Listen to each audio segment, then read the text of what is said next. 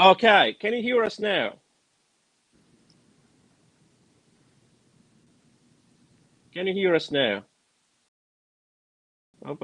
Yeah.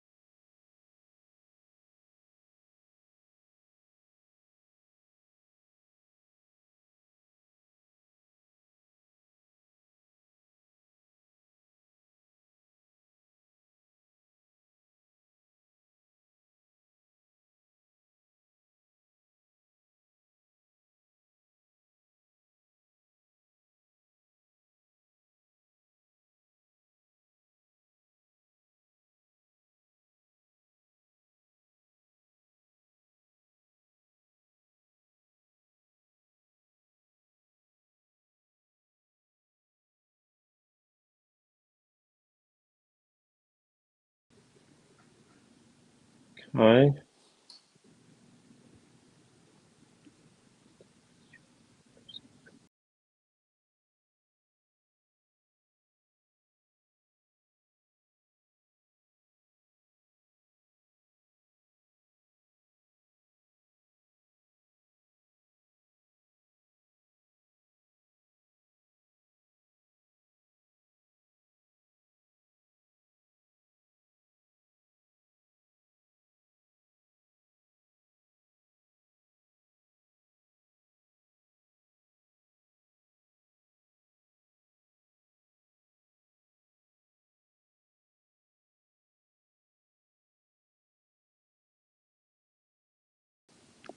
Okay, now I hope it is better now. I hope there is sound now. Yes, yes, there is sound. But there can occur a problem with echo, and if there will be a problem with echo, please write us in the comments. And so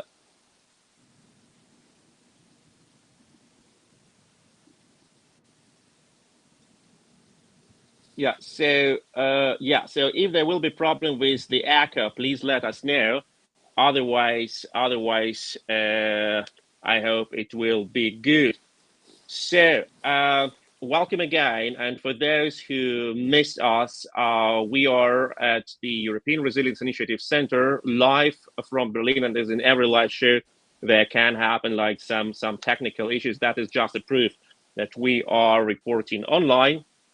And we have our guests in this live show, which is dedicated to the topic what is happening between Israel and Iran, or as my guests say, not Iran, but the regime of the mullahs, because as all three persons here wrote me, Sergej, when we talk about the issue, don't forget we need to divide between the people of Iran and the regime. And we have nothing against the people who are oppressed and who have protested massively recently, and many of them paid, unfortunately, with their lives and with their freedom for this protest. And on another hand, the regime which is aggressive and oppress the people. So what is happening between the regime of the mullahs and Israel? Will a new war come? Will something else come? And we have invited people to this show who would be with us tonight in Berlin. And they are Saba Farzan, who is a member of a board at the Berlin branch of Germany's Liberal Party, FDP, and she's a German-Iranian Middle East expert. Welcome, Saba. Thank you so much. Thank you. And we have Mark Toth, who is economist, historian, and entrepreneur. Mark writes on issues of national security and foreign policy, and he regularly contributes to The Hill, BBC, Washington Examiner, Kyiv Post, and The Messenger. Welcome, Mark. It's always a pleasure to have you. Great to be here. Thank you, Sergey. Thank you. And we have Jon Sweet, who is a U.S. Army colonel, retired. And Colonel Sweet worked as a military intelligence officer for 30 years. Jon Sweet also led the U.S. European Common Intelligence Engagement Division in 2012-2014. Welcome, Jon. Hey, great to be back on our show again, Sergey. Thank you. Thank you so much. It is fantastic to see you all here, and your expertise and knowledge are of extremely importance. Uh, so, Saba, let us start with you. What has happened? Uh, we have seen a barrage of ballistic missiles fly into Israel, almost 200 ballistic missiles. The largest attack seems like eternity, because the previous attack was mostly with drones and cruise missiles. Now we have ballistic missiles, which are pretty hard to intercept. What does it mean? Why this attack? What does the Tehran regime want to achieve? Yeah. First of all, thank you so much for.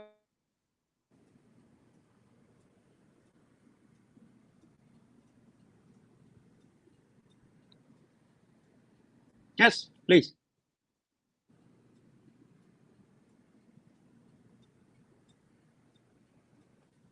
We cannot hear you.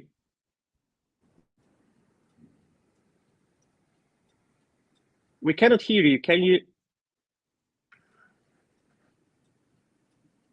Hello? We cannot hear you. Saba, no sound from your side.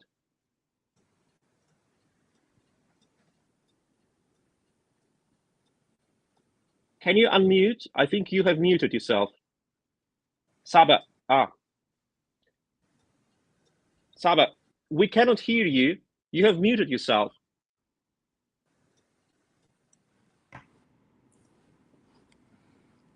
We could not hear you, Saba.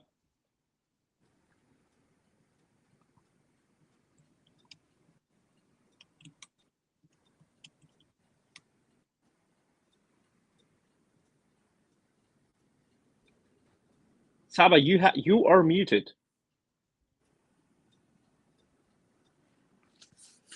Can you unmute yourself, please? Okay. While Saba is trying to get back control over her sound, Jon, what is the situation from your perspective as a military person? What is this attack something which is like absolutely large and terrible, or is it just, compared to what we see in Ukraine, an absolutely normal situation? Well, Mark and I have talked about this for the past couple of days on what transpired, what continues to transpire. I like to refer to it as an erosion of Iranian proxies. Okay, and they're losing what we call the insulation, that buffer zone between Israel and Iran. So as Hezbollah and as Hamas are brought down as far as numbers and leadership, it's spooking Iran. So I believe that the bulk of that attack was to provide time and space for Hezbollah to regroup and reorganize, to try to throw Israel off their game. And that's a piece of it. Of course, the other piece goes back to discussions that we've had for a number of months about the end state for, in this case, Iran throughout the region, is to get rid of U.S., if you will, U.S. influence in the region, and also the destruction of Israel.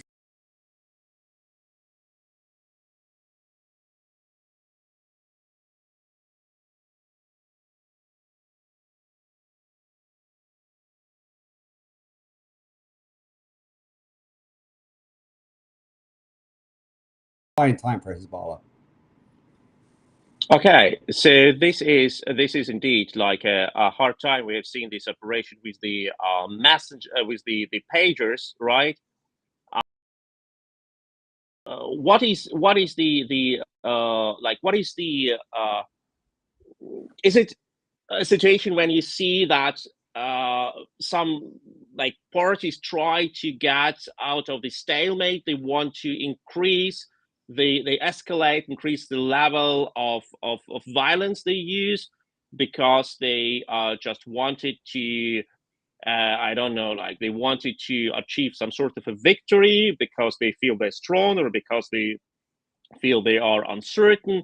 Why is this a number of attacks which are unprecedented? We have seen this attack on the leaders of the Hezbollah, very successful, and of course it was pretty absolutely legitimate from the point of view of international law, but still unprecedented. Then we have seen this barrage of missiles. Now we see the Israel army entering Lebanon. What is new? Well, what is new is that the Israeli military is reducing the threat, and when I say reducing the threat, they're reducing them twofold. The leadership is the principal part that they're reducing. And as Mark and I talked previously, what we've written on, it's a campaign of isolating proxies from Iran. And by isolating those proxies and reducing the leadership, they don't have to go after the entire group.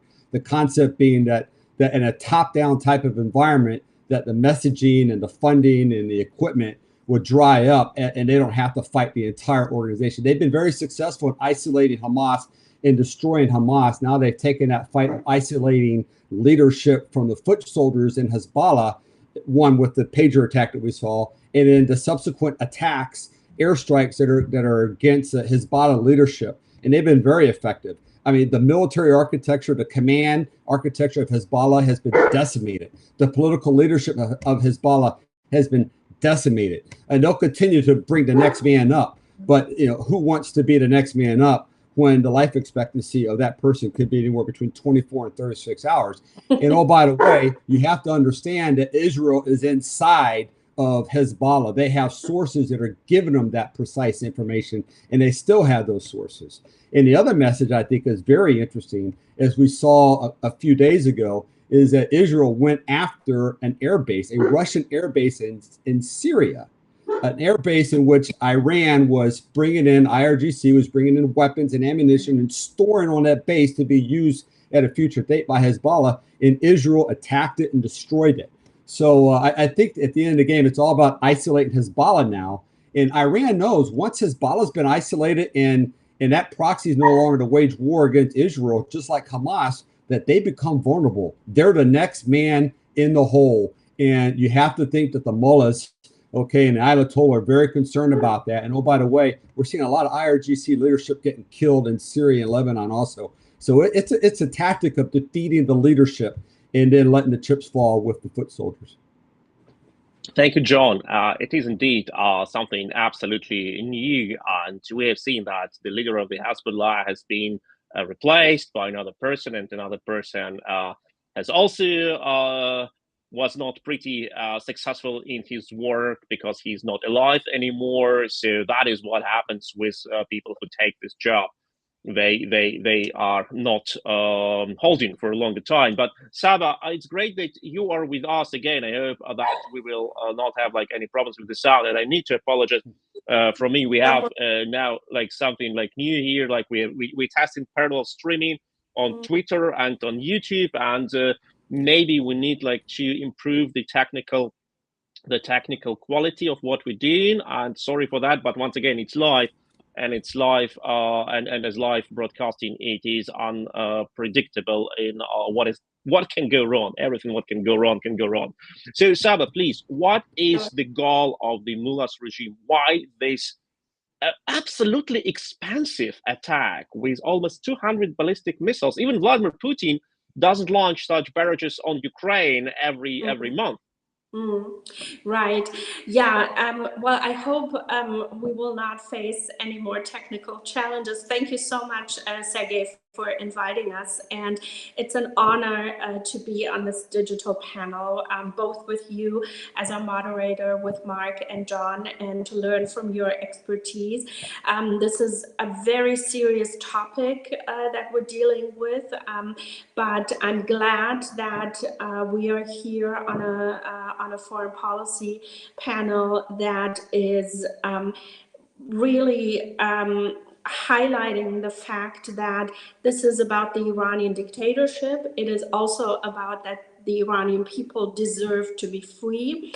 Israel deserves to be secure and safe, and Israel has every right in the world to go after such terrorists who are threatening Israeli lives and Israeli security, just as much as they do threaten Iranians and other people in the Middle East. And so most of the time, in 98% of the time, the calculation of the Iranian regime regime, whether it's the Ayatollahs or the Revolutionary Guards, who are more and more present and visible as a driving force in that dictatorship. It is a dictatorship in transition, which is not necessarily a good thing, because it is becoming more and more violent and more dangerous. Most of the time, 98% of the time, it's about propaganda, propaganda towards their own support base, which is very limited, towards their proxies in the region, which are getting hunted down every single day. Like, this is a very early retirement program for Islamic terrorists in the Middle East, and this is great because this has always been part of the architecture to contain Iran in the Middle East, but it has always been surgical. There was, there were Revolutionary Guards taken out here and there. There were supply chains interrupted here and there, mostly in Syria, some in Iraq. But this is a new level of containment and deterrence, and really showing significant red lines to the Iranian regime. And their response, what they did earlier in April and what they did now a few days ago, attacking Israel directly, is a major shift in their aggression. They have always used proxies like Hezbollah, like Hamas, other forces, to do the dirty work for them. And then they have always, stood in front of a camera and said, listen, these are independent proxies. We cannot do anything about that. They make their own decisions, and we're not able to influence them. We would love to influence them, and let's have some more dialogue so that we can influence them. But it is out of our hands, and this has always been part of the disinformation of the Iranian dictatorship. And there has been a significant major shift. In April, they attacked Israel directly for the very first time.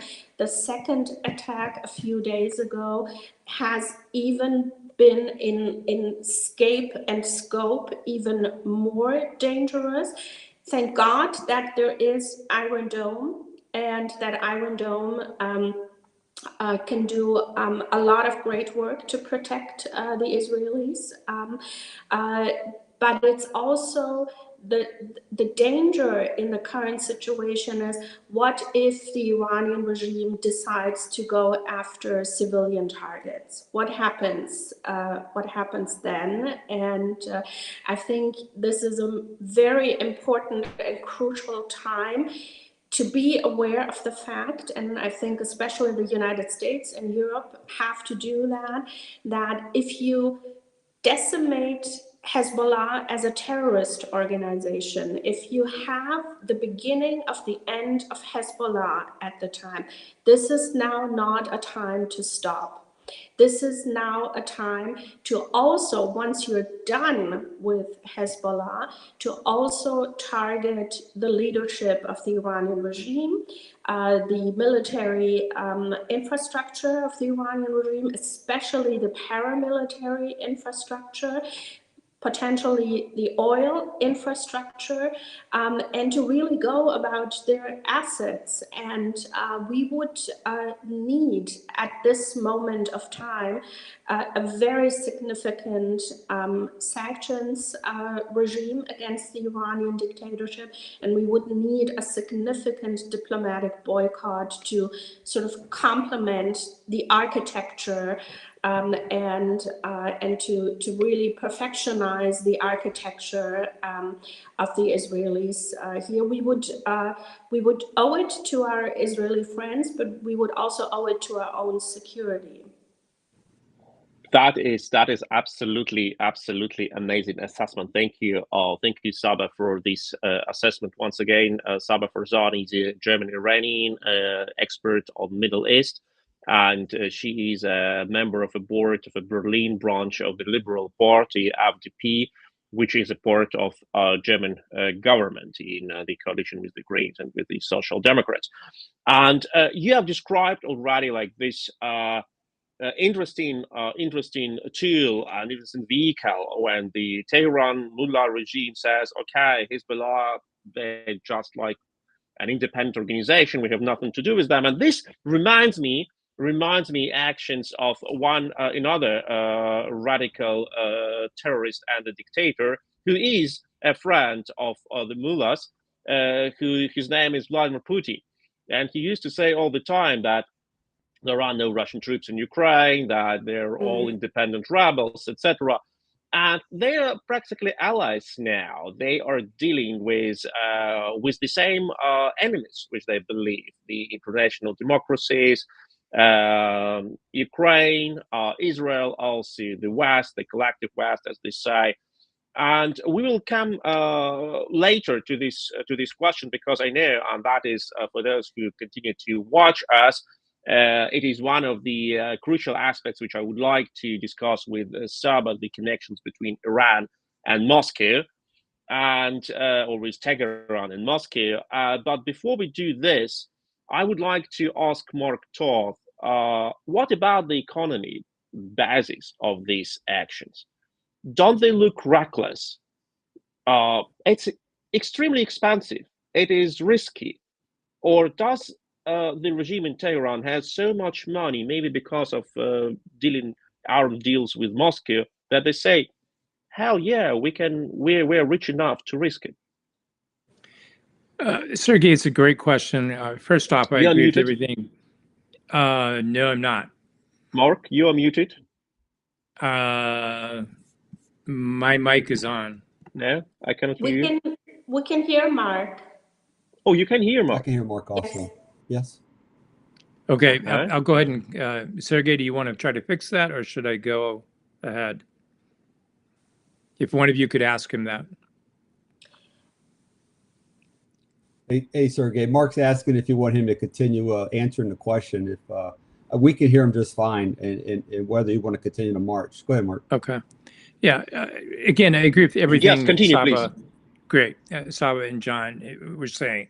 And I think just to step back before I answer the economic side of that, I think what we have to do is look at what's happening in Iran. It's a multifaceted thing. It's about regime survival. I think that's why it was important for Saba to go first. I think Iranian women have taken a back seat for too long in this process, and they're going to be key to regime change in the long run. And they deserve it more than anyone, frankly, in Iran to see a better day. I do think it's about the military messaging that John brought up in terms of Hezbollah, the threats of that, seeing their deterrence effectively destroyed, first in Gaza with Hamas, and then now with Hezbollah, and increasingly the Houthis and the others in Iraq and Syria. So it's partly that. I do think there's a little bit of messaging too, and it'll be fascinating to hear Saba's take on this. There's some messaging, I think, going back to Putin, that we need more out of this relationship than we're getting. And I think their willingness to become kinetic, to launch those missiles, as you pointed out, the Israelis are saying roughly 180 missiles from their IDF spokesman. That's a lot. That's a significant expenditure. And it certainly was targeted, and it certainly was very escalatory. So I think when we view Iran, we have to be careful that we don't kind of mirror image from any one given country's point of view, but we look at it and try to get in the eyes of the mullahs and what they're trying to accomplish on all kinds of levels. And regime survival probably is the most basic.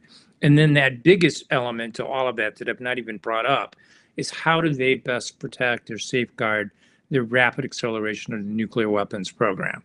And so all of these things are calculating and trying to come up and basically thread a very small needle with a lot of different goals in mind.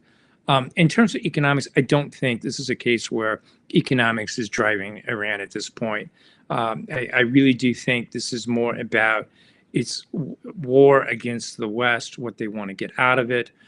I think when we hear that raised, it may be playing into some of the things that Peskeshkian, I hope I'm saying that correctly, the new Iranian president is trying to do.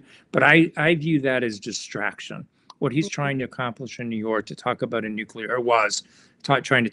New York about a nuclear deal, It's just more the same, and that's just meant as delay and distraction.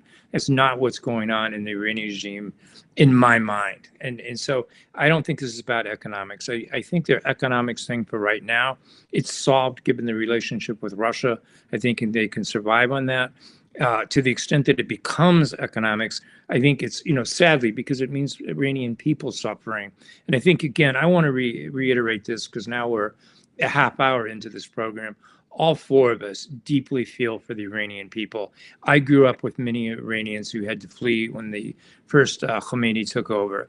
Decent, kind, great people, intellect, the mathematics skills out of this world. Never felt so dumb in my life when the students came from Iran to my high school. They were light years ahead of us. Just warm, kind-hearted, the Persian people of Iran have been brutally, taken hostage by transplants, by these Shias that have come from Lebanon and elsewhere. That is unfair. So, that would be what I would caution, is to say, let's look at those, let's look at what the regime is trying to do. Let's look at how it's trying to grow its partnership with Russia, and don't get caught up in the economics or the distraction of it, because that's not in the game plan right now. I mean, overall, you could argue that one word describes every facet of this. Regime change equals survival. Trying to safeguard or create space for Hezbollah equals survival. Trying to send Russia in order to get more military hardware, et cetera, equals survival.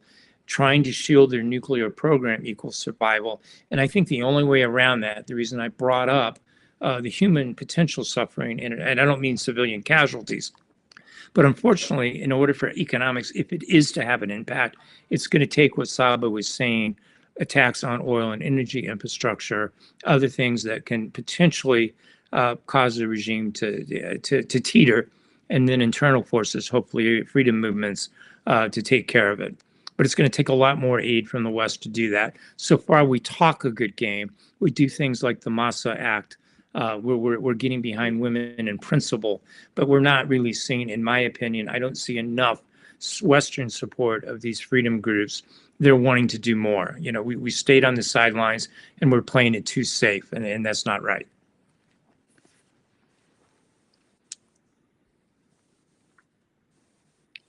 I'm not sure if Sergej can tell I've stopped talking here. Yeah. Yes, Sergej, you hear Mark? Mark. Thank you. I could not. I hear Mark like via YouTube with a certain delay. That's why I think the issue is that you, Mark, maybe you could check if the video you have like muted yourself, so the sound goes to the system. Hey, but John, I cannot could hear you reassure me? I've not through the touched original anything. program. Please Right. check it, because I can see you in video with the microphone crossed. But that John, is absolutely amazing, John, what if you you could said, step and in a second. I It's on his absolutely side. adore that you have stressed it again, that Right. it is not about the people of Iran, it's about the regime. And we know that Iran stays directly behind a lot of terrorist movements in the Middle East. And before we go like further into this like interest of Iran, because we are talking now about the Tehran, the mullahs, the people of Iran, which is important. But we have another player in the game, which is very active, which is economically and technologically developed, and which has its own goals and survival goals, and it's Israel. And Israel is fighting this war against terrorists who want to destroy him since several decades, last decades mostly successfully. But Israel's resources are not endless. So, John, for you as for a military person, how do you assess the military position of Israel? And where are limitations from the military point of view? And once again, we know that Israeli society fights its own internal struggle, and not everyone is happy with Netanyahu. But of course, when your country is under attack, you protect your country. But still, there are also political dimensions of this fight, and there is also political pressure on the government. How complicated is the whole story for the Israeli government, for Israeli people, for the state of Israel? Sergey, it's just like you said, you're in time of conflict, so everyone's going to riot around the flagpole. Okay, in this case, Netanyahu is the prime minister, and they're going to rally behind him. Look at the end, it may be completely different, where new leadership has to come in at the conclusion. But for now, he's the man, and he's in charge of the war cabinet, and they're getting after it. Look, I think their strategy has been good.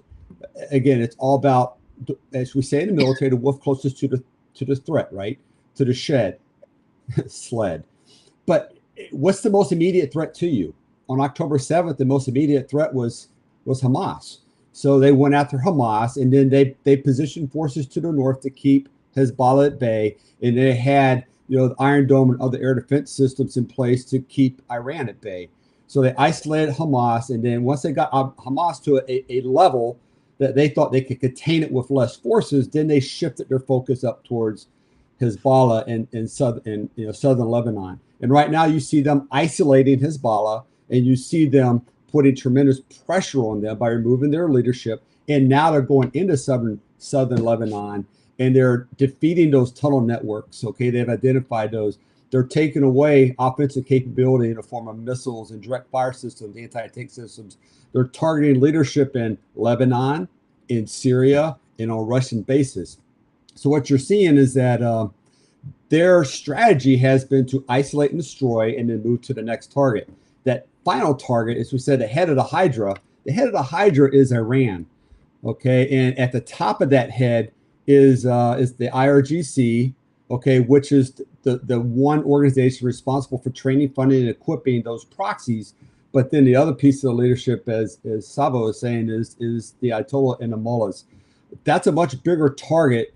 That's going to require a lot more military strength. It just depends on how they want to go after them. Once they've done what they do to Hezbollah and they turn their attention towards Iran, they have choices. One of the choices that we've talked about is going after those missile launch sites. Okay, there were 180 plus missiles that were fired. That's a lot of launch sites. You got to believe they know where those launch sites were fired from based upon the signature that each of those missiles gave.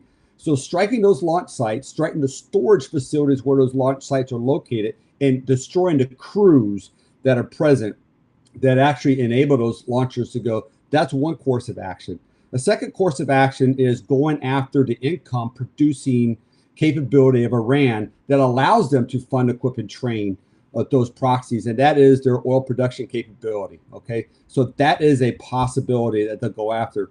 The third, as Mark has mentioned, is that race to nuclear breakout that Iran is looking for. That is ultimately the threat.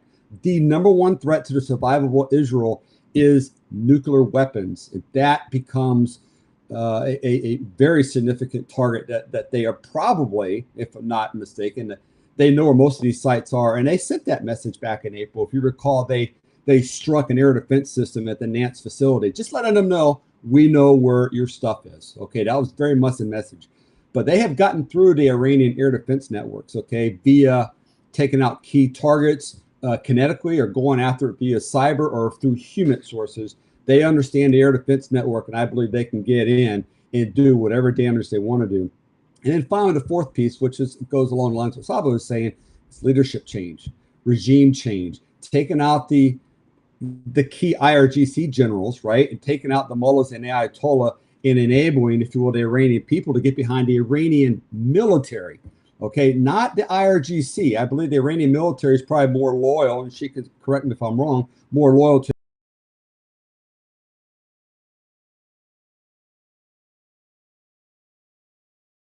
mistaken, a crown prince that's still in waiting, right? Who could very easily come back in. Now, in his mind, he's going to come back in and they'll flock around him. Whether or not that's true or not, you have to ask Saba if that's true. But that is a course of action, regime change, and then bring him in to reset the Iran problem. So they have options, and we'll see how it plays out. But you have to understand, I believe, Israel has a plan, all right? And they will execute that plan. And it's Israel first. They're not worried about the elections in the United States if the price of oil goes up. They're not worried about that. They're worried about the national survival. Okay, so they're going to do what they need to do in order to ensure the survival of that country. And it begins first with the proxies, and it will work its way up to Iran. I don't think anyone can say differently. Iran is the root cause of instability in the Middle East right now, and eventually they're going to work their way to that target set. And sooner or later, the West, and when I say the West, NATO, the United States, are going to have to get on board and understand that. We have an opportunity right now, we collectively, as a global community, have an opportunity to rid two of the biggest nemesis in the world right now, in Putin in Ukraine and Iran in the Middle East. And just imagine what the world could be like if those two actors were removed. Absolutely. Thank you for having described it in this complexity with many layers and many interdependencies. It's absolutely amazing. And I totally love the fact that you have mentioned the Israeli strike on the Russia-controlled airbase in Syria. And this is once again for those in the West who say, oh, don't let Ukraine to strike Russian air bases in Russia because it will trigger like nuclear war or World War III or you name it. Look, Israel has just bombed Russian-controlled air base, and Russia hasn't even mentioned it. There was no even summoning of Israel ambassador in Moscow. Nothing happened. And for those who are watching us, you know that our main focus of our European Resilience Initiative Center is Ukraine. And in the description of this video, you have a link where you can donate, and the donations will go for the Ukrainian units. You know, our projects, you know that we support the units and we help them to survive and to help civilians and to do a lot of other amazing things. I personally go next week to Ukraine. I've been like 1 month ago in Ukraine, both times on the front line, as it must be when you really support the Ukrainians. So feel free either to subscribe to this channel, like it, share it, or if you want to donate for the Ukrainian cause. And here we have also a question from Dand Alexander, if I pronounce it correctly. The question is the U.S. only fired 12 on-time missiles at 182 missiles of Tehran. Iran missiles that don't seem to be enough. That's not how you help to defend an allied. Then U.S. need to step up. Well, is it really the problem that the Western support to Israel is not big enough? We remember how massively the Western allies of Israel and even Jordan in the region supported Israel in shooting down Iranian drones 2 months ago. Maybe, John, maybe it's a question to you as you're a colonel of the U.S. Army retired. Yeah, let me chime in real quick on that. I don't think it's an issue whether the West is going to support Israel, okay? It's how they support Israel. And right now, every time someone from the Pentagon or someone from the White House makes a comment, the answer always is in defense of Israel. It's always in defense of Israel. It's not support Israel as they do their airstrikes against Iran. It's not providing intelligence on those locations. It's in defense. So in defense is missile systems designed to obviously ammunition for Iron Dome, ammunition for Patriots, ammunition for Slingshot. We also have the U.S. Navy destroyers that are out in the Mediterranean that have fired missile intercepts and took out a number of missiles that came in. And then you also have coalition aircraft that are involved. So I don't think it's ever been an issue of supporting. It's just you have to listen to what they say carefully. Supporting is supporting the defense. It's the same words they use in Ukraine. We're supporting Ukraine in the defense. Okay, but the only way to win a war, is through offensive action. Okay, yes, defense is critical, but you only win by offensive action. And Patton said it best: attack, attack, and attack some more. So I really, from my perspective, where I sit, I'm confused by our military senior advisors to the White House. So where that message is getting lost. Why do we fall back on defense? I understand. They also constantly like to say we're concerned about a wider regional conflict. Hey, look, Israel's not concerned about it because their safety's at stake. Ukraine's not concerned about it because their national security is at stake. Okay, so sooner or later, either get on board with your allies, right? Which I think is the right thing to do. Get on board with them, give them the authorities to use the weapon systems in a way in which they believe they can to interdict or to do strikes to affect the ability of that country to wage war. And right now, defensively, we're there, but we're not supporting offensive operations beyond borders. If I could I quickly jump absolutely in. love, John, that you have mentioned this, from my perspective, disgusting formula to support just without being precise. Sure. Or as in Germany, our Chancellor Scholz used to say, and still used to say, we will stay with Ukraine as long as it takes. And then I always thought, like every time I ask myself, as long as it takes for what? For Ukrainians to bleed out, and you can just sign another contract with Gazprom. And from this perspective, Mark, what do you think, as a person who understands U.S. politics very good, what do you think the elections will bring to this whole conflict? First, can we expect that before the elections there can be a sort of escalation from Tehran, for example, because they would love to use the political tension and lack of readiness to give all resources into this region? And second, what should we expect from two potential candidates to the most powerful job in the world? Yeah, Sergey, can you hear me? Sergey, Mark's talking. Can you hear him okay? Yeah, I could, if you could let him know I could hear the question, but okay, he's going to answer the question. He heard you just fine. Go ahead. got it. Yeah, obviously we're in a unique situation here where you have one candidate in Harris that's probably on a comparative basis is better for Ukraine than Trump is. And then you have the perception in Israel that potentially, purely as it relates to Iran, that Trump might be better for Israel. And yet what John and I have written about, and I see Saba shaking her head in approval, I think we'd all argue these are two interconnected conflicts. And so this is a horrible place to be in. It's a catch-22 because I don't want to talk about just Ukraine winning or talk about just Israel winning. I want to talk about both winning so that the people of Ukraine, the people of Iran all win. And so that's what makes it difficult. In terms of the politics, I do think on the Israeli side, you're seeing the calculus now that it's kind of now or never. Because John is right, and the listener's question was a good one. But it's important to understand that that attack in nature was different. It was solely ballistic missiles. There may have been some complement of Hezbollah rockets and the like that were fired, but ostensibly it was ballistic missiles. You had a 10-minute window roughly of those missiles hitting that.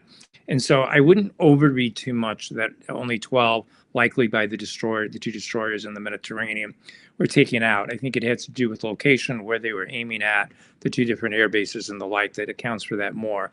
I think John was right. The real takeaway from that attack, or the ability for the U.S. to help Israel going forward because of that attack, is to take the handcuffs off, that we can't just keep talking in defensive terms. You've got to go on offense. You just can't keep doing it this way. And yet, for instance, I don't think Biden is handling that well from a political standpoint. I don't think he's doing Harris any favors by coming out and saying, you don't take anything off the table, but by saying, no, they shouldn't go after the nukes. No, please don't hit the oil. That all does sound like November calculus, that those are things that are getting put into the information ecosphere that are designed to affect votes come November and not to affect a strategic win in the Mideast. And conflating those two things is dangerous. So I call it, on both parties to stop it. Now, likewise, while I think Trump is right to get that back on the table, I think in fairness, Trump is making those kind of statements as well to politicize it, to try to get ahead of Harris or Biden. And really what we need to be in seeing out of candidates in something as is strategic to the national security of the country, as this whole conflict is. They all need to be on the same page, and we're just not seeing that right now. So in terms of how this plays out in November, it's a stark choice. I don't know. At this point, the polls are very close. This race could break one way or the other, depending upon what happens from here on out. And how that translates to January is going to be two different things. I suspect if Trump, and again, we don't know enough about the national security team that he would put in place. And again, one real quick qualifier here. John and I do not do politics. We do not in any way, shape, or form endorse one party or the other. I'm a political independent, so I don't have a horse in this race, if you will. But I think Trump will probably be more apt to support Israel in his fight against Iran. But he'll be less so, unfortunately, in terms of Ukraine, because I think he feels like his cult of personality can somehow solve that conflict. I think if Harris wins, I think what you'll see is a more, more the same, really, when it comes to Iran, and that they're going to continue to try to sanction, to use diplomatic negotiations and the like.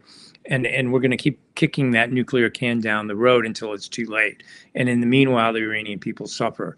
I think that's the best lay of the land that I can give you politically, for not really being a political analyst.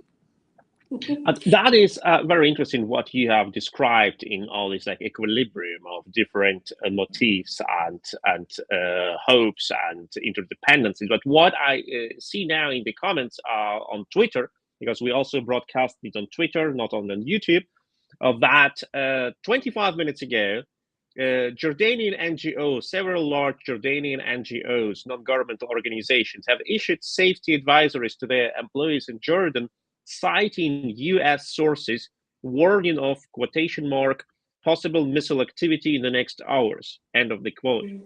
The advisory, which cites U.S. sources, states that an attack may occur by Israel on Iran in an immediate time frame, and the possibility of ballistic missile fire from Iran in the next few hours is also possible. Staying in range of protected spaces nationwide is recommended in Jordan, as actual warning will be under 15 minutes of it occurs, it added.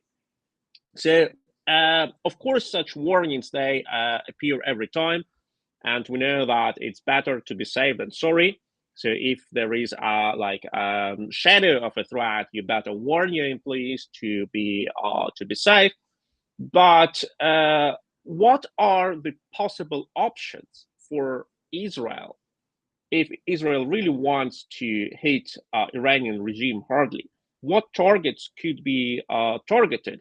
What are the air defense capacities of Iran? And not the last argument, we have observed that the United States obviously tried to calm down Israeli government and say, look, don't try to escalate. We don't want it to go into large fire, exactly as the US government tried to do with the Ukrainian militaries when they told them not to attack Russian oil refineries, Russian air base, etc. John, what do you think about this?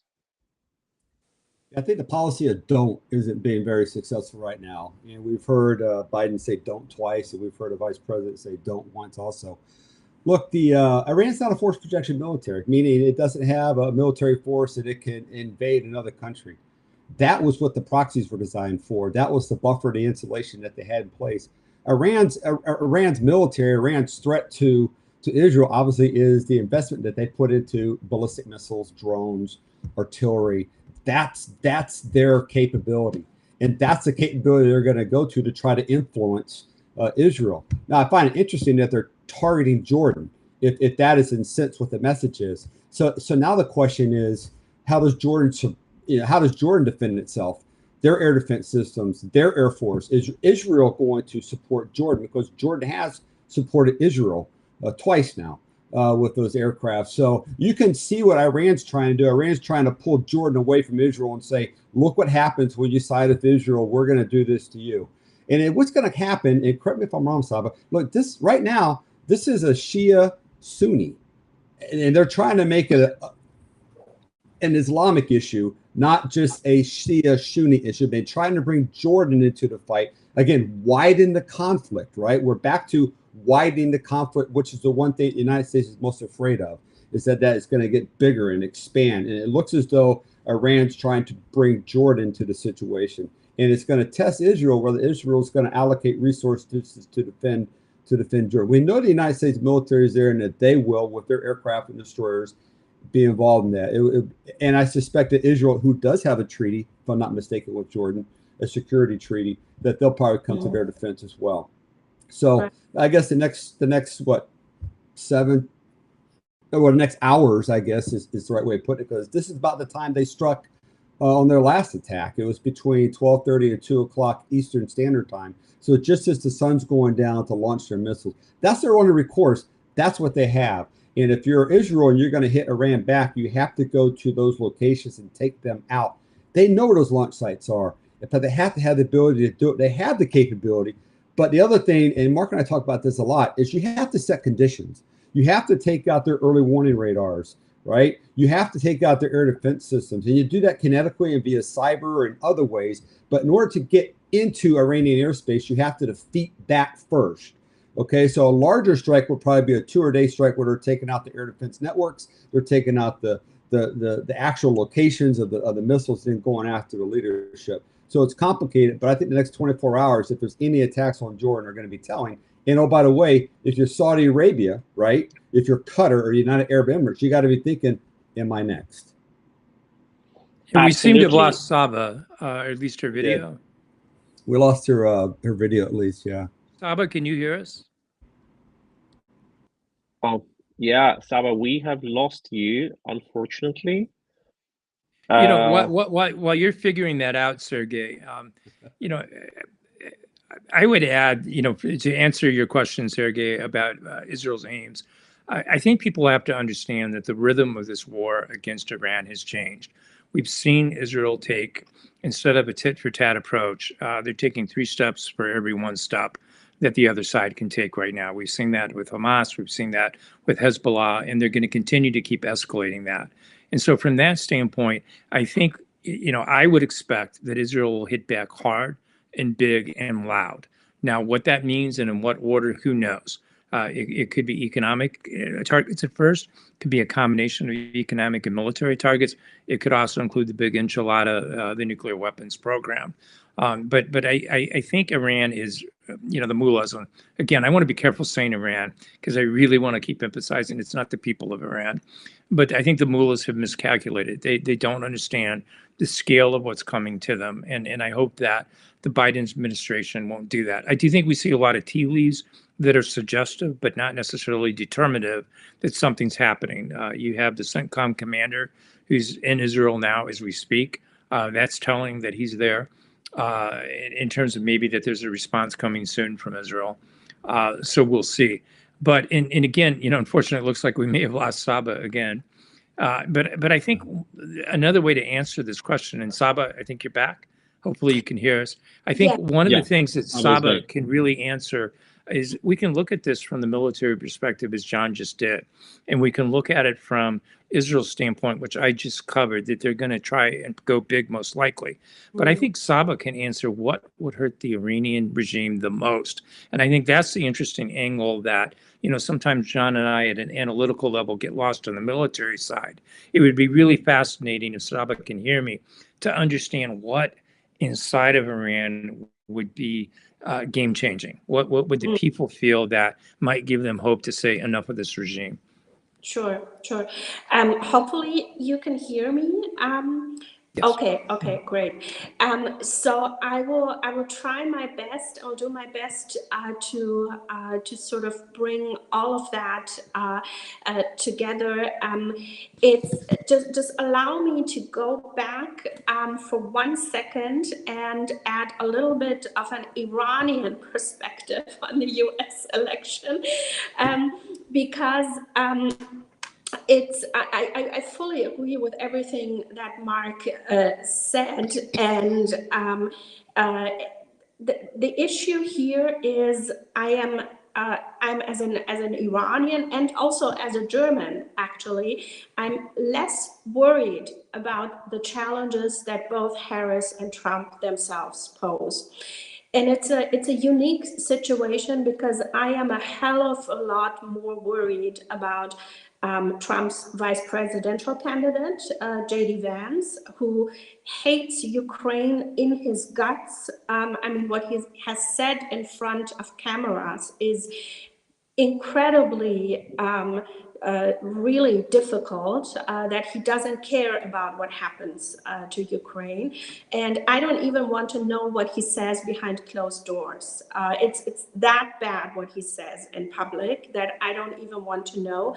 That is a major concern for everyone who is who has the security and the sovereignty of Ukraine at its heart.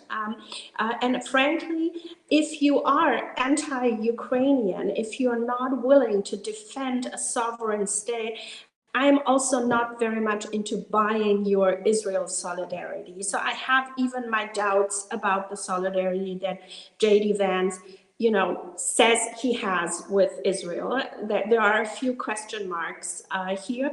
And then I'm also extremely worried about one of the key foreign policy advisors of Harris, Phil Gordon, who is her national security advisor at the moment, and who, if she would be elected president, would most likely become her national security advisor in the White House. And Phil Gordon, get this, he was touring with tourists through Iran a few years ago. How is that even possible for an American official to travel to Iran like it's another country, like every other nice and peaceful country, and where there are no foreign nationals at risk to be taken hostage and thrown into prison? And it's a moral question how you can do that, and then there is also a security question involved in this. And then the third aspect is the Iranian regime is rooting very hard and potentially also meddling into internal American affairs to support Kamala Harris, and because they believe that she will be less of a threat for their regime's survival. First of all, I would never, ever underestimate Kamala Harris, not with her record as general attorney in California. But I find it's really ironic that a dictatorship that pathologically hates women and destroys women's lives every single day since 45 years is rooting for someone to become the first female president of the United States. This is ironic. There's something wrong in that picture. And if people would start getting that, we would know in our international, in our global Iran policy, how to deal with such a regime. And so now back to the original question, what is going on inside of Iran? And I will also try to include the question that John a few minutes ago raised, the aspect about the potential role that Crown Prince Reza Pahlavi could play here. An overwhelming majority of the Iranian people, Iran's civil society, hates this regime. They are unbelievably sorry about the historic mistake the 1979 revolution was. It was a mass revolution. Iranians were responsible for this revolution and for the horrible outcome it had at the end, but they regret that mistake, and they are they're trying to achieve two things at the same time: getting rid of this regime and staying alive, because Iranians really have an incredible love for life, and they're not martyrs, they're not terrorists, they don't want to sacrifice themselves. They know that sacrifices are unfortunately necessary, but it is also a very young population. 2/3 of the Iranian population were born after 1979. They remember the past only from history books, not because they were witnesses to the past. And I think we have a historic chance here to help the Iranian people achieve both of their goals, which are completely legitimate: getting rid of this regime and staying alive at the same time. And I think targeting the leadership of this regime, the infrastructure of this regime, making it clear that this regime has no survival in the international arena, on no diplomatic stage, on no dialogue whatsoever, that it will also be hit with tough economic sanctions.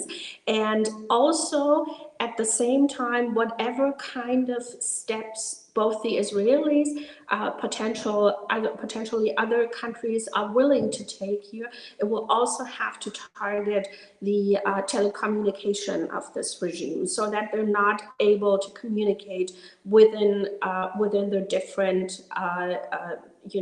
branches and departments and groups and whatever. And because most of them communicate one-on-one in physical meetings, it would actually make it also easier to take out significant figures of the paramilitary structure. And then you would create a historic opportunity where Iranians will hopefully be able to free themselves from their oppressors.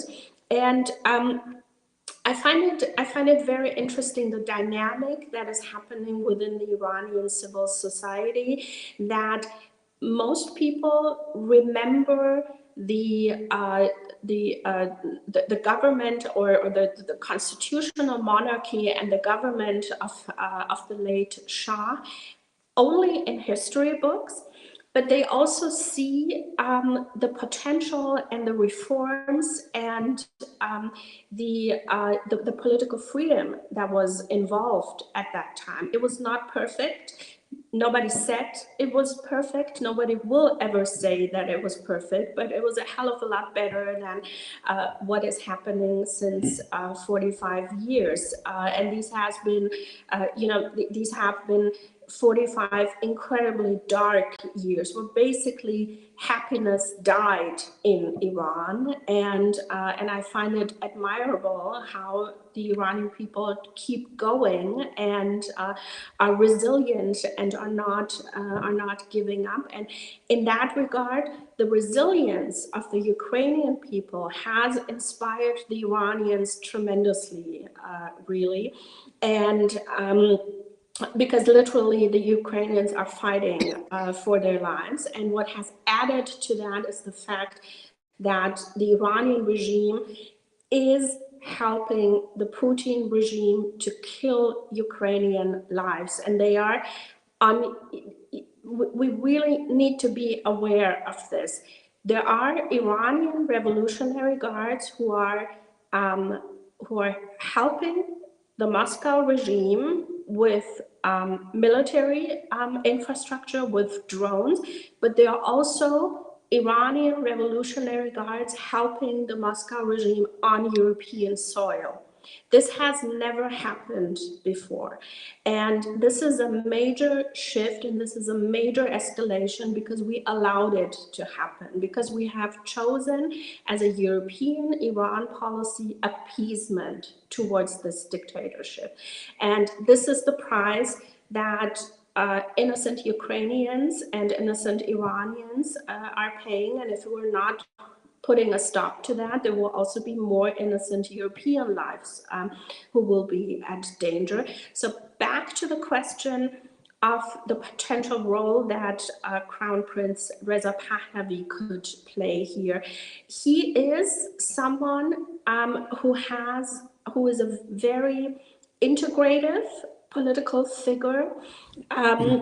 He is seen as the son of the late Shah, but he's also seen as someone who will, at the very least, guarantee a peaceful transition into a democratic future for the Iranians. I'm not sure if Iranians want to really go back to a constitutional monarchy. I think a referendum will show that if people are able to vote freely and independently about that question, whether it's a republic or a constitutional monarchy, in whatever way possible. I think that the immense potential by the Crown Prince is that he has never given up on the Iranian people. He has always stood with them. He has always made sure that he believes in a democratic process, and he is someone that they find trustworthy, and that's remarkable, really, because after 4 decades of ideology, propaganda, and corruption, it's really interesting, and it's really hopeful that people can still believe in something. And I think that's a good sign. So if he is leading that transition, I think we don't have to worry about anything. We don't really have to worry about. Yeah, that is indeed like a very, very important perspective. Like what comes beyond the terrorist regime, what comes after. And I'm very thankful that you have mentioned this important aspect about the communication network, which needs to be taken out if we want to help the Iranian people to finish this regime. And it resonates very good with one of the questions we see on Twitter. And the question was, what networks, what targets should be hit? But another question was like, how many ballistic missiles does the regime have? And I'm not sure like if anyone can answer this question, but if I have another question from my side, another announcement from my side. We see now a message that most, like if you look at the flight radar, most airlines avoid completely airspace over Iraq and northern Iran.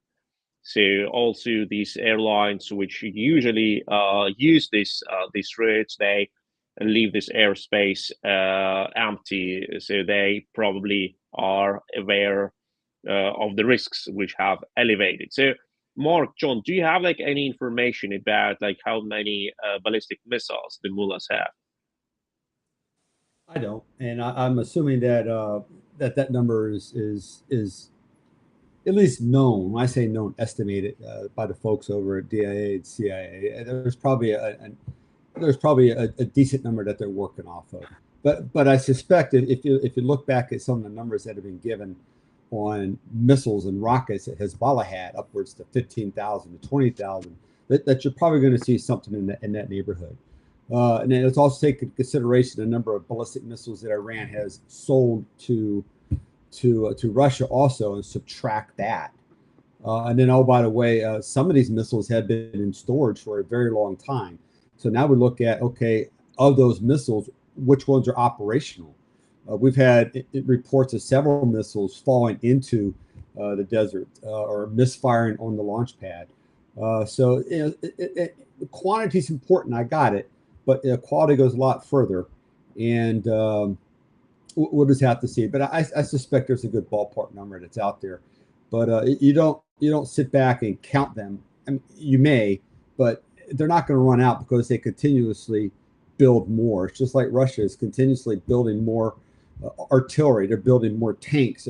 Unless you can affect their ability to reduce production, it's still going to be in the pipeline. It may be slow, but it's still in the pipeline. Mark, what do you think? Yeah, I'd actually looked into this a couple of days ago, and relying on Wall Street Journal reporting, they estimate about 3,000 ballistic missiles. But again, it's not the number of missiles you have in your arsenal. It's the number of launchers that you have. And so I think when Israel takes a look at that in terms of how they negate the potential for that 3,000, if you look like, as John just alluded to, what they did with Hezbollah, they've been going after the launch sites and then going after the weapons depots and the like. So I suspect that that will be the same thing. I also suspect that you'll see them go after the production capabilities of these missiles, which will be, twofold. It would be a win for Israel, and it would be actually a win for Ukraine if those production of ballistic missiles that have been recently shipped, for instance, to Moscow can be interdicted. So again, I think John is absolutely right to put an exclamation mark on that. It's not about the number of missiles, but their capability of launching them. And I think that's what you'll see Israel focusing on first. And again, just for others that have been wondering, I think we see a lot in the tea leaves to suggest something is soon, but we just don't know yet. Kurilla being the U.S. CENTCOM commander being in Israel is a sign. Clearing of airspace is a sign. Certain tea leaves being dropped by the Israeli media is a sign, the debate about what kind of targets and the like. So I suspect something may come sooner or later, or Israel just may be playing it a psychological game here right now, because certainly the decision when and where to strike is in their hands. The only thing I'm confident of saying is that they will respond at some point. Absolutely, absolutely. And you have mentioned, Mark, already the cooperation between Russia and Iran. And we know that this cooperation, this military technical cooperation, is incredibly active since over 2 years. And it started with Iran delivering Shahed drones, kamikaze drones, long-range strike drones with their capacity to fly for up to 500, 600 kilometers. And then the Iranian engineers helped Russia to build factories of these drones in Tatarstan, occupied by Russia, central Russia, and Volga region. And not only there, and we know that the Iranian engineers and advisors joined Russian army and helped the Russians to learn how to use these drones and later how to produce them. But Iran has not delivered ballistic missiles to Russia for a longer time, until recently, when we know that now Fajr missiles have been delivered to Russia. And many people said, okay, we don't see any flights of cargo aviation flying from Tehran to Moscow, which could bring this equipment. But okay, Iran has direct access to the Caspian Sea. Exactly. And what we know now, they just ship the equipment by sea from Iranian harbors in the north of Iran to Astrakhan, southern Russia, and that's a very stable and safe route for them. So it's a natural advantage for them for military cooperation. And now we see that Iran has enough missiles to launch their strike on Israel. But it's a great insight, John, which you have said, that you don't need to destroy the missiles. You need to destroy launch sites and those people who can operate the missiles. But going deeper into this question of Tehran-Moscow cooperation, I don't know who I need to ask here. Maybe all three of you. How did it come to the fact that Iranian regime, which always, all the time, used to call both the United States and the Soviet Union two Satans, like big Satan and small Satan, or bigger, lesser Satan? How did it come to the case that now Moscow, which was hated by the same Ayatollah Khamenei, who is in charge since '89. How did it come to this cordial alliance, or is it a cordial alliance? Yeah, I think there's a simple way of answering that. A well-known phrase in the Middle East that the Israelis say a lot: "The enemy of my enemy is my friend." And so exigencies of war create those kind of relationships, those kind of partnerships, if you will, Sergey. And I think that's what you're seeing. I don't think Putin started out this way. I don't think he looked at Iran or North Korea as going to be his natural allies in this fight. But as his war plans in Ukraine fell apart, suddenly he was having to turn, and John and I had coined this in several articles that we wrote, turning to his arsenals of evil, a play off the arsenals of democracy. And he's had to increasingly rely on that. And now, as both of those have gained leverage, Iran and North Korea, they can try and get more. And that's what we've been fearing in the numerous articles that we've written about Iran's nuclear weapons program, is that they could be looking for more, meaning they, being Tehran, looking for more triggering technology, testing help, so that actually this nuclear breakout, this ability to produce nuclear weapons, which is only 4 or 5 days away, they can, through the centrifuges, they can spin that to 90% weapon grade. But the real thing is whether or not they can trigger and deliver it. And that's what we're getting dangerously close in terms of this growing partnership between Russia and them. And at what point does Putin need Iran so much that he's willing to unleash that nuclear genie? I think we're there. And I think that's all the more reason why Israel and frankly the US were both out of time in terms of letting this program move forward any further. It's not something that we're going to negotiate away. John, I'm sorry. Did you have any? Go ahead. No, I agree with everything you say. Saba looks like she has a better comment than I could provide. So go ahead. Not necessarily. I had another. Yeah, Saba, can you join?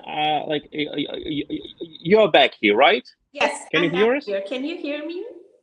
I can hear you. Mark and I can hear. Okay. Yeah. Okay. Good. So I heard a few sentences that you're now talking about the alliance between the Russian and the Iranian regime, right? Yes, exactly. Yes. How did it come to the case that Iran is suddenly Moscow's best friend, or are they not? Well, it's interesting because Sergey and I, we already talked a little bit about this, and what has always defined the relationship between the Russians and the Iranians has always been love and hate at the same time. It has always been a very complicated, a very destructive and negative relationship, and both Russians and Iranians have a very good memory. They never forget about anything, nothing that has ever happened. So the Russians haven't forgotten that the Iranians attacked in the 19th century their embassy and killed their ambassador. The Iranians have not forgotten that part of the leadership of the Iranian regime today is in fact sort of trained Saba, I'm afraid. I'm sorry. Maybe you need to use your headphones, because the sound is pretty problematic. Okay. So let's try. And while you're doing it, yes, indeed, like this attack on Russian embassy was in the 19th century when Russian ambassador Griboyedov was killed there, who was a poet and like one of the icon figures of Russian culture, and as a sign of reconciliation between the Persian kingdom and Russian Empire, the Persian Shah has presented a diamond to Moscow, which is now being kept in Kremlin in a special place, being demonstrated to the audience. Can you hear me now better? Yes. Okay. Okay, let's try this. So there has always been a very difficult love and hate relationship. The political alliance that has happened over the past 10 years, I would say, that has grown significantly, is mostly because of the fact that Russians and Iranians have, together with Bashar al-Assad, destroyed Syria. They have committed a genocide of industrial scope and scope, and they have done that together for different reasons. So this alignment has happened on the ground. It has been carried out, but the motivation behind it was completely different. The Russians wanted to keep the Syrian state and their area of influence there. They didn't really care about Assad himself. The Iranians cared a lot about Assad because he's a very weak political figure, and obviously they thought that they can use a psychopath to their advantage, but they also committed ethnic cleansing in Syria. They have repopulated different regions and areas in Syria, and this goes back to their messianic cult that they have, that they want to spread the Shia radical ideology that goes with their revolution of 79 to different parts of the Middle East and the rest of the world. And so that was their goal, but that alliance kept together despite the different goals that they had. And then once Ukraine was attacked by the Russian regime, that alliance even grew further, mostly for political reasons, because the Russians wanted to learn from the Iranians how to circumvent sanctions. There was a lot of experience that the Iranians could share with them, and also because the Russian military capabilities are nowhere near where they thought they would be. They caused a lot of destruction, they caused a lot of death, and they're doing it on a daily basis. But nowhere is the Russian regime near the original goals that they had when they started attacking Ukraine. And so they needed the help of the Iranian regime.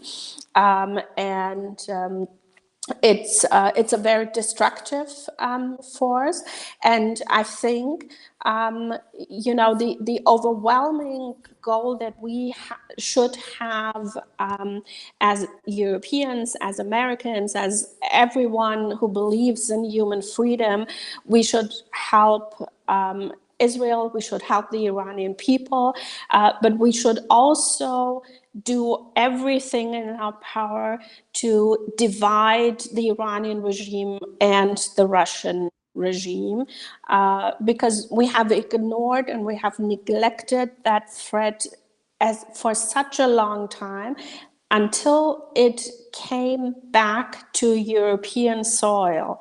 This is something that I think in our German discussion, in our European perspective, people don't really realize. They think it's just normal, and it's definitely not normal.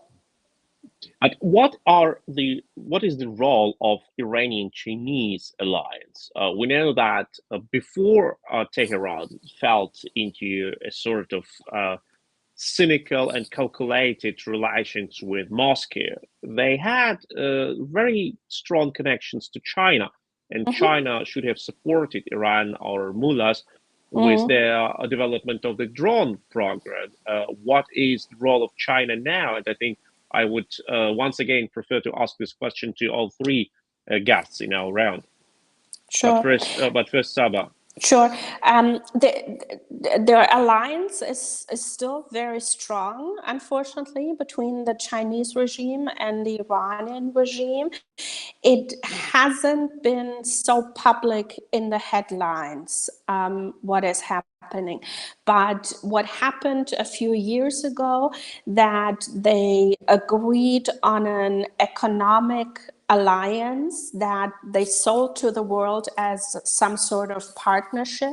But in fact, it is the Iranian regime selling the Iranian market to the Chinese for a few dollars, and that's about it.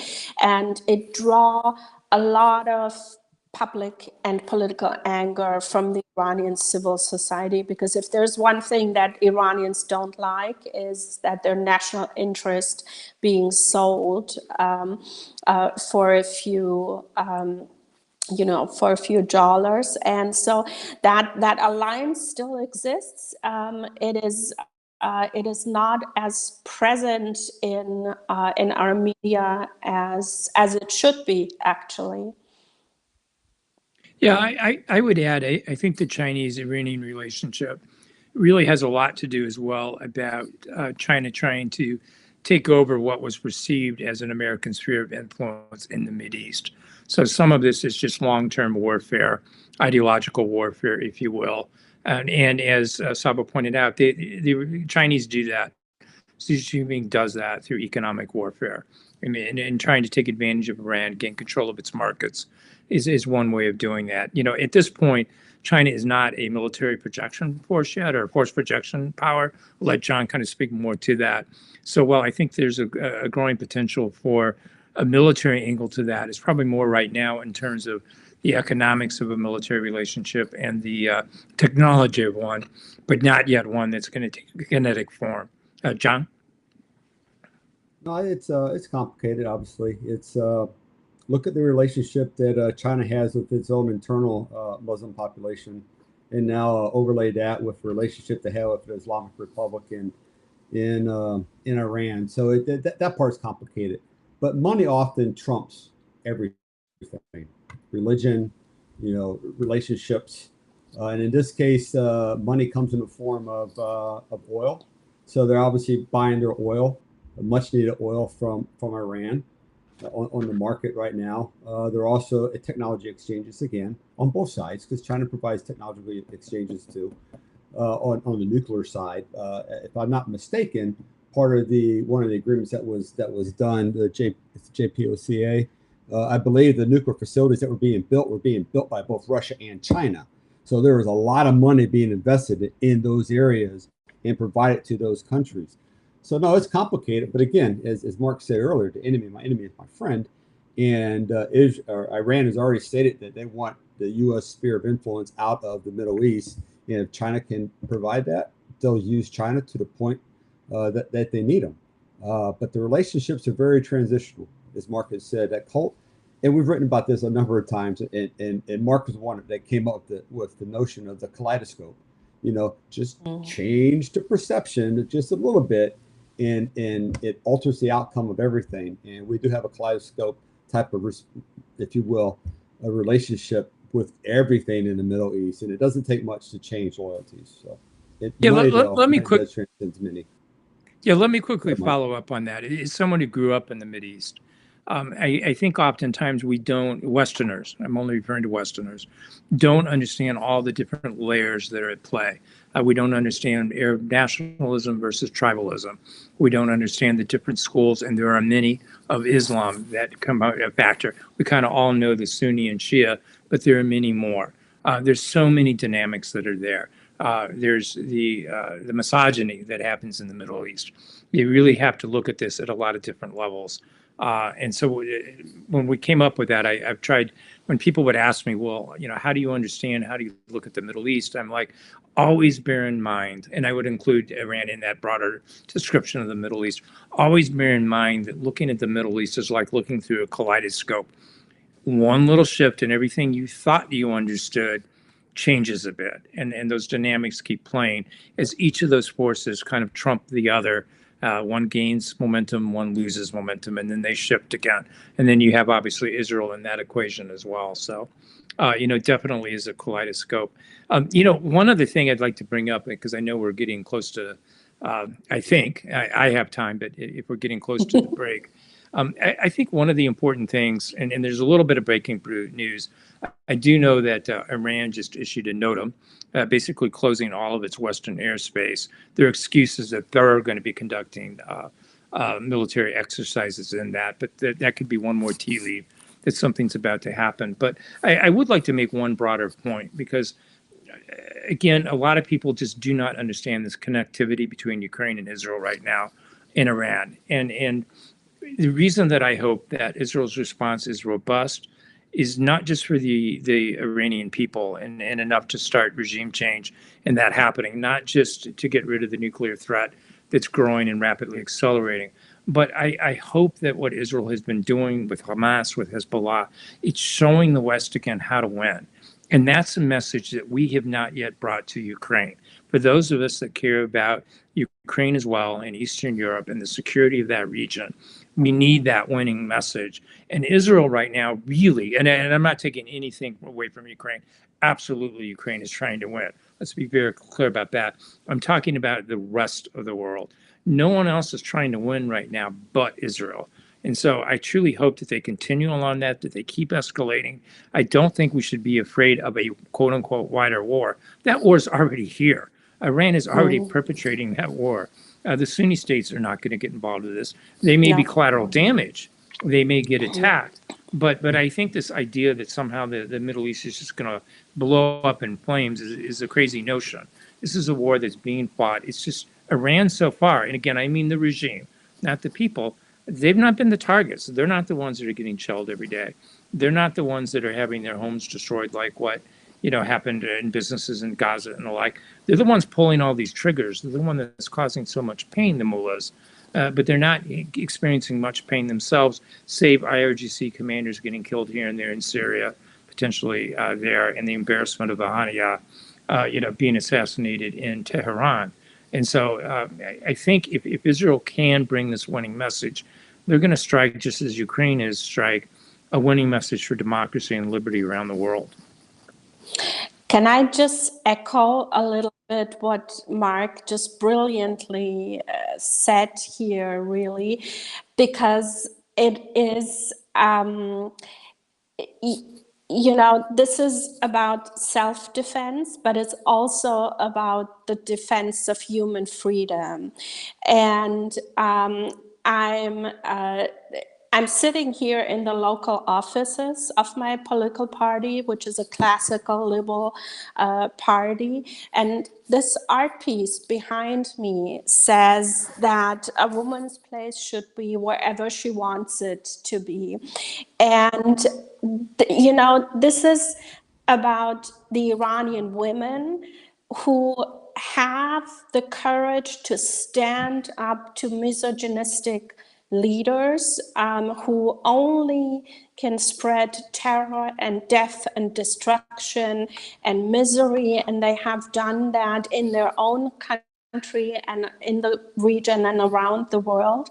And this is also about defending our own values, because women in our countries in Europe, in the United States, in every part of the free world, they have fought for their rights for centuries and decades and years, and this is not something to be taken granted, really.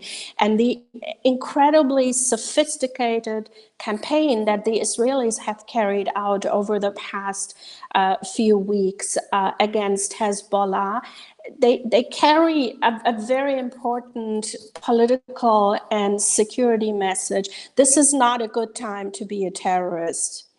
There are consequences. If you've chosen to live your life as an Islamic terrorist, there are consequences to be paid. And let's have more of that. Let's have more of that sophisticated campaign.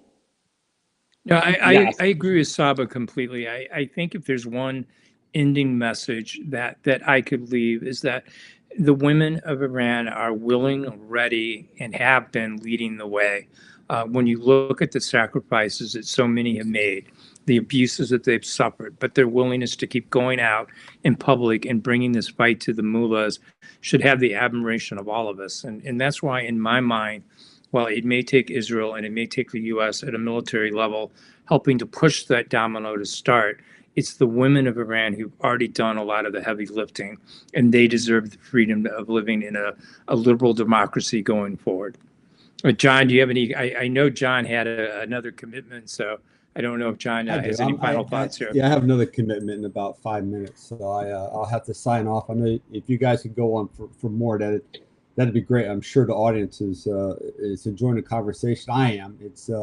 It's always great to have other sources that I haven't heard before. And Saba, your perspective, both from your cultural perspective, but where you sit in Germany, to me is invaluable. And I wish more people from the West would listen to what you're saying, because it's critical. And Sergej, your platform that you use, one, to raise funds, and I know for to support the Ukrainian military is invaluable also.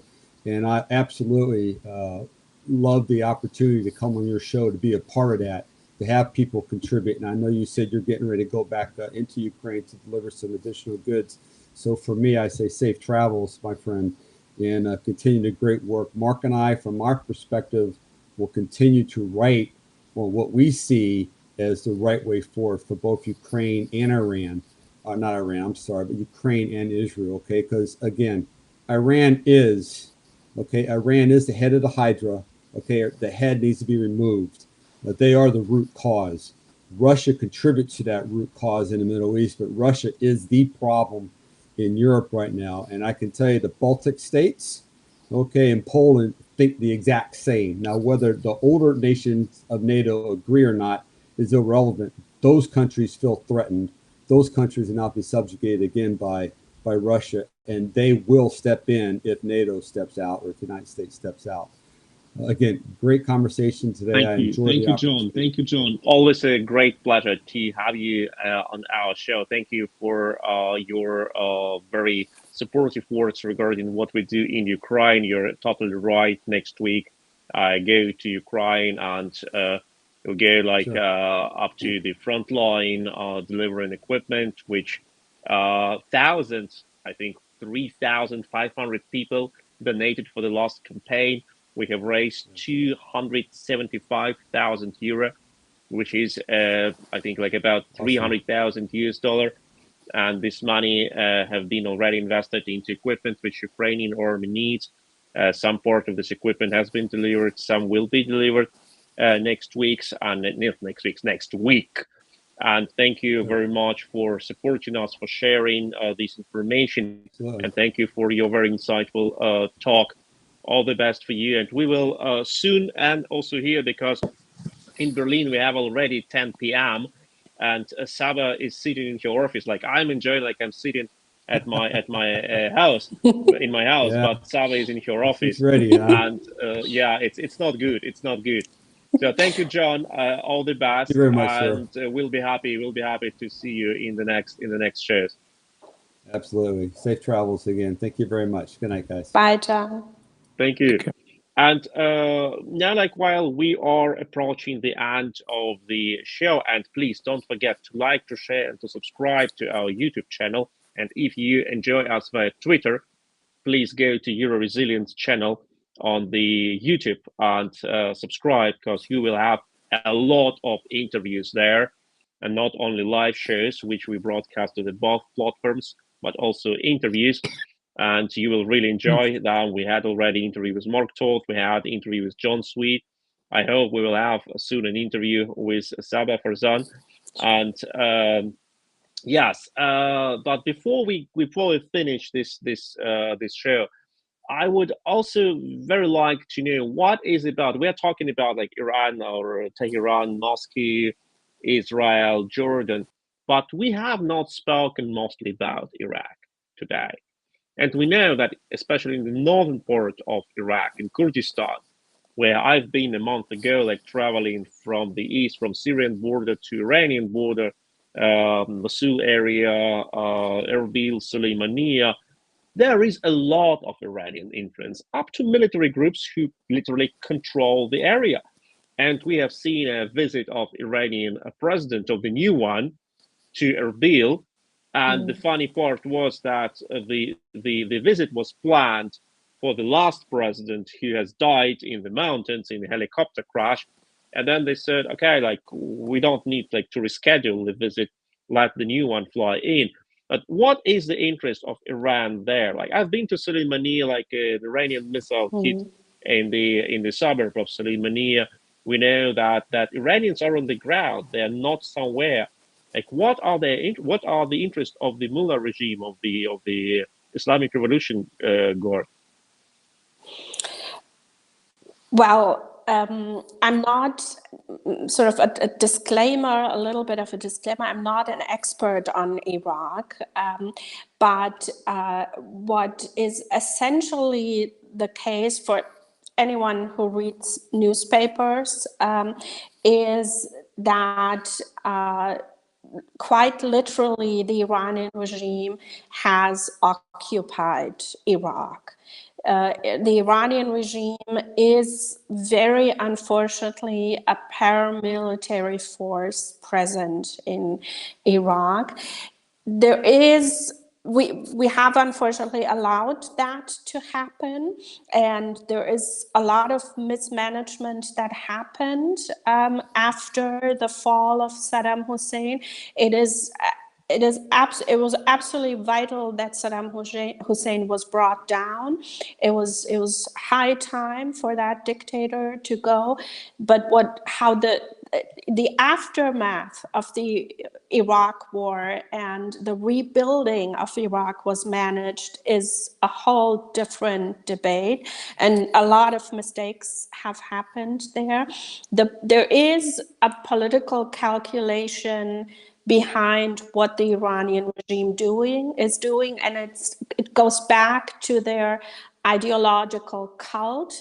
They wanted sort of a geographically direct line to be able to attack Israel, and that goes through Iraq.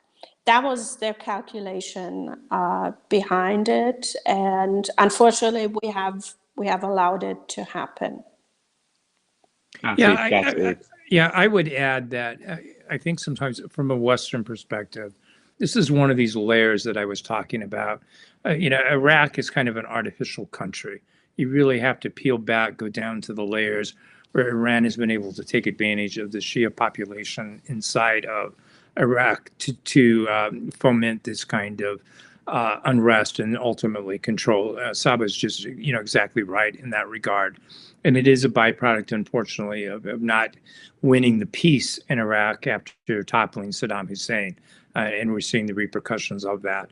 I think that the Shia issue overall doesn't get solved until, and this is just me thinking, I'm not an expert on Shiism and the like, I think until women gain more rights. And it's crazy that we're talking about that in 2025, right?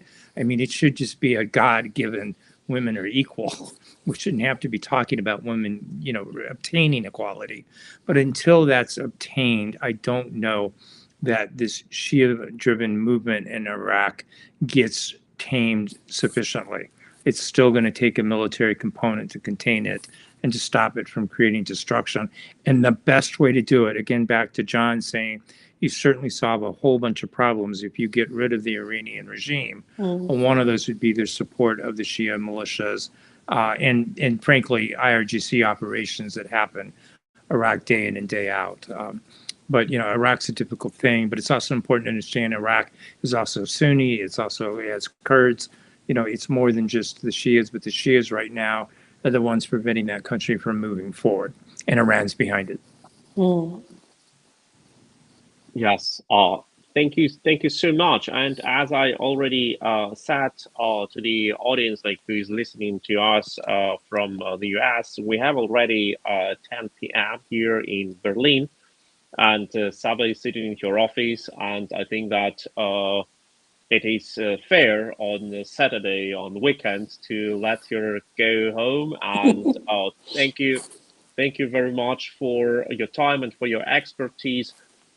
We know that the world is interconnected now, as it always been, but now it is with new technologies, it is even more interconnected. And unfortunately, dictatorships know how to use this interconnectivity sometimes better than democracies, or at least governments of the democratic countries, because people on the ground connect to each other and support each other.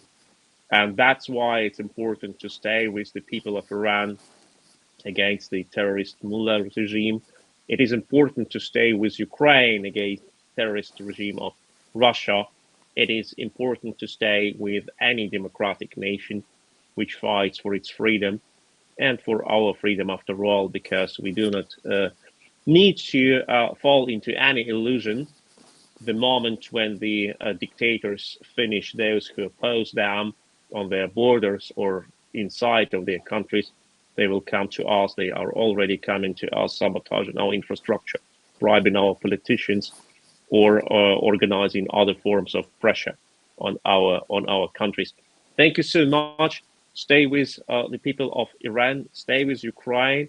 And thank you, Mark, and thank you, Saba, for your expertise and your time.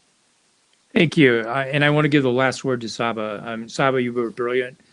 I learned a lot. It was a privilege being on this panel with you. Grateful for it. And if people who follow me on Twitter, if you're not following Saba, please follow her. There's a lot to be learned in Ukraine. But Saba, last word. Truly an honor to be with you. Thank you And you too, Sergej. Thank you so much, Mark and Sergej. It has been my honor to be with you on this digital panel. I learned a lot from your expertise and your dedication, and I look forward to continue the conversation. And the last few words of our discussion tonight, with all my political and personal heart, can only be Israel Chai, women, life, freedom, Slava Ukraini. Heroim Slava, thank you so much. That Amen. are absolutely amazing words. Amen. Thank you. Thank you so much for what you do. Thank you for your power and for your engagement and for your passion. Thank you so much. That is Thanks. absolutely amazing. And thank you, the audience. Thank you that you've been to Yes. us despite the technical problems. Stay with us. Subscribe to the channel. Subscribe to Twitter accounts of Saba and of Mark and of John. All Twitter accounts are And of Sergej. mentioned. Thank you. Yes, and all Twitter accounts are mentioned in the description of both Twitter and YouTube translations. Thank you so much. All the best and take care. Bye. Bye-bye.